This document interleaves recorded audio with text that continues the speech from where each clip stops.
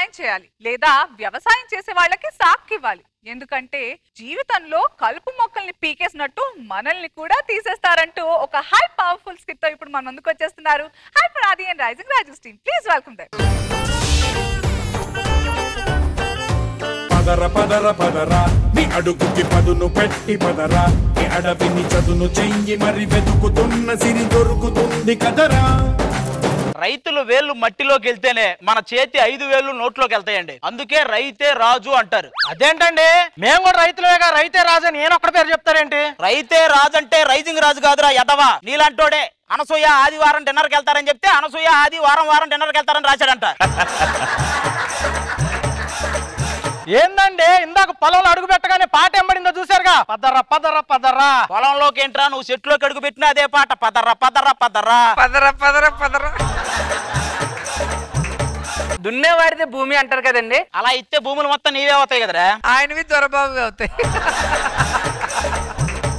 ఏమా నువ్వేంటి సైలెంట్ గా ఉన్నావు? అంటే నేను ఇందాక వస్తుంటే ఒక నన్ను చూసి మేనకలా ఉన్నావు, నీకు పనులు ఎందుకు, ఆ చెట్టు కింద కూర్చో అన్నాడు. మేనకలా ఉన్నాడు, మేకలా ఉండుంటావు, అందుకే ఆ చెట్టు దగ్గరికి ఆకులు తినమని ఉంటాడు. ఏమండి, నాకు డౌట్, ఇక్కడ నేను కూలీగా ఉంటే బాగుంటుందా, జాలీగా ఉంటే బాగుంటుందా? నువ్వేం చేయకుండా ఖాళీగా ఉంటే బాగుంటుంది. ఏమండి, అది కాదు గాని పొలంలో పనిచేస్తున్నప్పుడు కొన్ని పందికొక్కులు కాళ్ళకి అడ్డంగా పడుతున్నాయి, చాలా చిరాకు వచ్చేస్తున్నాయి. మాకైతే పంది కుక్కలు డైరెక్ట్ గా చేతులు వేస్తాను, మేము ఎవరు చెప్పుకోవాలి?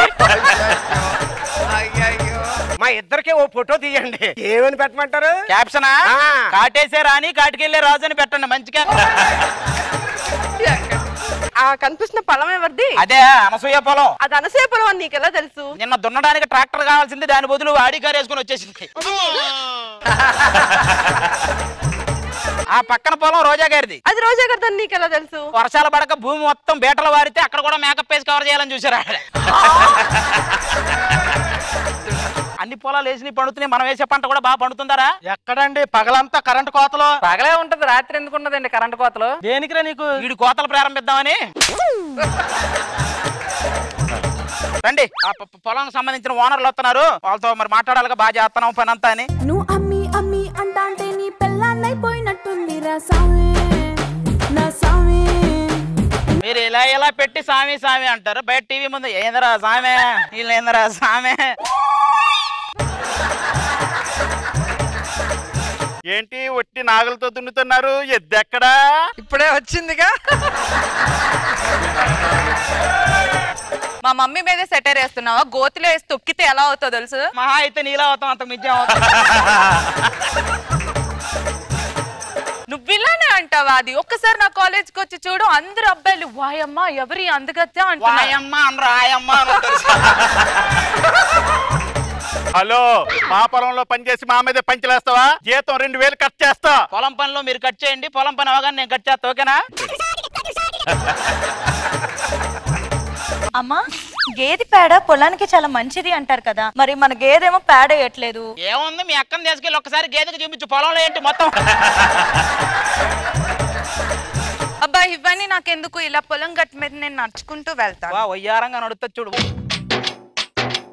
అమ్మో, కొంచెం ఉంటే పడిపోయేవాళ్ళు, బురద అంటే ఇది. ఒరే ఏదో నువ్వు పట్టుకోవాలన్న కకృతి తప్ప కొత్తగా అంటడం ఏంటరా, మొహమంతా బురదగా ఉంటది అంది. ఏంటి అజర్ అలానే చూస్తున్నావు? నన్ను చూస్తుంటే లెహరాయి లెహరాయి అనాలనుందా? మొహానికి ఏదన్నా రాయి అనాలని ఉంది. అమ్మాయి గారు, నేను మీ దిండునైనా బాగుండు, మీ తలనంటి పెట్టుకునేవాడిని. దిండు ఇంకా నయ్యం, గుండునైనా బాగుండేది, విగ్గునంటి పెట్టుకుని ఉండేవాళ్ళ. అసలు మీ అంత అందగత్తె దొరకాలంటే ఏం చేయాలి? నాలాంటి అందగత్తె దొరకాలనంటే కొండ మీద కోతునైనా తెచ్చేవాళ్ళ ఉండాలి. అయితే నువ్వు ముందు కొండ మీదకి వెళ్ళాలి. నాకెందుకు నువ్వు చాలా బాగా నచ్చావురా. ఎందుకు అది అంత నచ్చేసాను? బేసిక్ ఎవరైనా సంవత్సరానికి బోరు కొడతారు, 2 సంవత్సరాలకు బోరు కొడతారు, నువ్వేంటో చూసినట్టునే బోరు కొట్టేస్తున్నావు.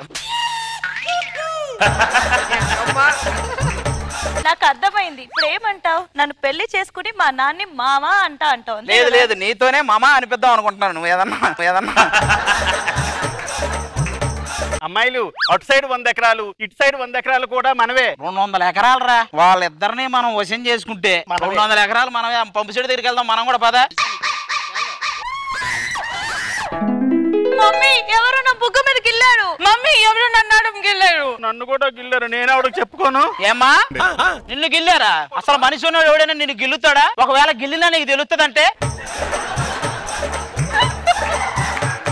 అనుకున్నారా? ఎవడ గిల్లాడా అంటే నువ్వు గిల్లావు దీన్ని. అయినా ఇవన్నీ మాకు అనవసరం. మమ్మల్ని గిల్లారు కాబట్టి పంచాయతీ పెట్టవలసిందే, పాపారాయుని పిలవలసిందే. పాపారాయుడు గారు, పాపారాయుడు. ఈయన పాపారాయుడు, రైటర్. ఈయనకి స్కిట్ లో డైలాగ్ కూడా రాయుడు. బయట నా గురించి కథలు కథలుగా చెప్పుకుంటున్నారు, వినలేదా? విన్నామండి. మీ టీముని బుట్టలు వేసుకోవడానికి బుట్ట భోజనం చెప్పిస్తారంట కదా. వాళ్ళు భోజనం మొత్తం నేను బుట్ట మీ చేతిలో పెడతారంట కదా. ఏ లేదు పాపారాయుడు గారు, ఒక సమస్య వచ్చి పడింది. సమస్య ఏదైనా ఎంత పెద్దదైనా నేను తడబడను. అదేంటి మీరు తడబడ్డమే పెద్ద సమస్య అంటారు స్టేజ్ మీద? నేను జబర్దస్త్ వచ్చినప్పటి నుంచి రిలాక్స్ అవ్వలేదు. మీరు అవ్వలేదు, మీరు వచ్చాక వాళ్ళు రిలాక్స్ అయ్యారు. అది కదా ప్రాబ్లం. కాదురా, అది అన్న ఒక భారీ డైలాగ్ చెప్పు, మొత్తం నేను చూసుకుంటాను. మొత్తం ఆయన చూసేసుకుంటాడు.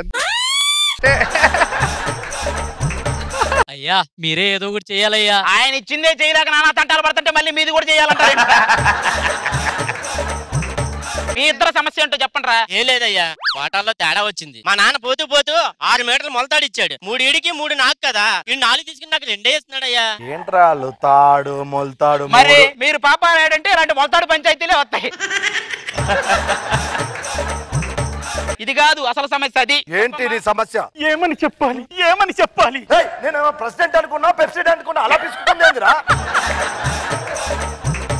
మమ్మల్ని వీళ్ళు గిల్లారండి. మేము ఎంత అందంగా ఉంటే మాత్రం ఊరందరూ కూడా మా మీద పడిపోతే మేము ఎటు వెళ్ళిపోవాలండి? మీరు ఇలాంటివి చెప్తే వాళ్ళు ఎటు వెళ్ళిపోవాలి, అది ఆలోచించారు ఎప్పుడైనా? ఎవరెవరైతే ఎవరిని గిల్లారో వాళ్ళని చేసుకోండి. పాపారాయుడు తీర్పు ఇదే. హలో, ఏంటి అలా జరిగిందా?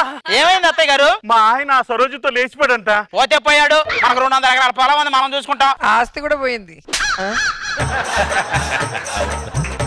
మరి నీ పేరు మీద ఏముంది అసలు? పంపు సెట్ ఉంది.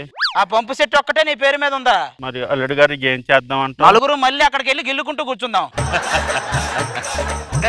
ప్రెసిడెంట్, పోయింది మా పొలాలు, మా బతుకులు, నువ్వెందుకు బాధపడుతున్నావు? వెళ్ళింది ఆయన భార్యతో. ఇప్పుడు నేను ఎక్కడికి తీర్పుకి వెళ్ళాలిరా? మీరు మేము అందరం ఆవిడ దగ్గరికే తీర్పుకి వెళ్ళాలి ఇప్పుడు. నేను ఇస్తాను. అంతకు మించిన ఆప్షన్ లేదు, రండి.